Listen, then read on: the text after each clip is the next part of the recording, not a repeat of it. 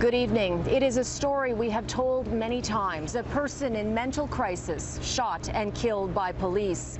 And again, another inquest here at Coroner's Court will examine why. This time the man's name was Michael Macisaac, and he died after being shot by a Durham police officer minutes after he fled his home naked and ran through the neighborhood. We'll begin now with the 911 call that his sister-in-law made that started off the deadly chain of events. Require police, fire, ambulance? Yes, 59 Unsworth Crescent. 59. I need both. I need both. What's going on there? My brother-in-law was naked and beating my sister. Okay. And he started to beat me over the head when I came in. When Michael Macisaac's sister-in-law was making that 911 call, he was running down the street after bolting from his house naked on a cold December morning. 16 minutes after that call started, he was fatally shot by Durham police around the corner from his home. 911 operators were still talking to his sister-in-law as he lay bleeding on the ground. The Special Investigations Unit has cleared the officer of any wrongdoing, saying Macisaac had a table leg in his hand and was a threat. He's gone completely loony. Okay, He's run out of the house naked. We don't know where he is. Okay, hold on. Please call someone. Okay, is your sister okay? I don't know. Macisaac's wife, who called him the love of her life, testified he wasn't feeling well that morning and had had an epileptic seizure. He was supposed to stay home sick, but suddenly came out of the bedroom, agitated and naked.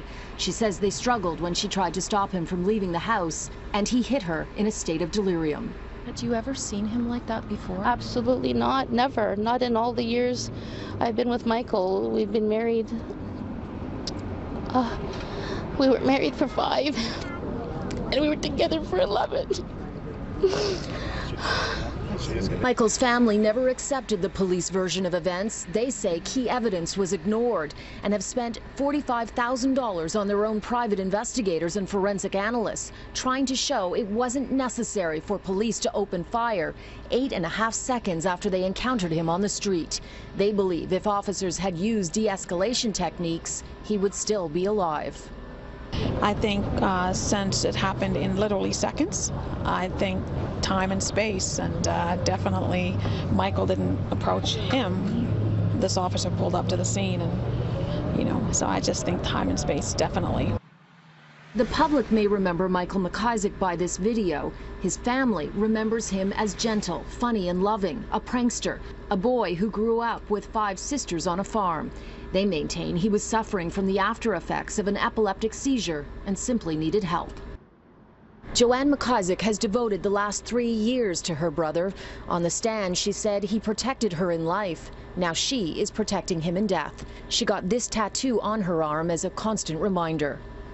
She hopes the jury will recommend police get intense de-escalation training, but history shows the province has not adopted any prior jury recommendations when it comes to police shootings involving the mentally ill. We're going to push so that the recommendations that come out of this inquest can no longer be ignored. And I can honestly say that we're not going anywhere.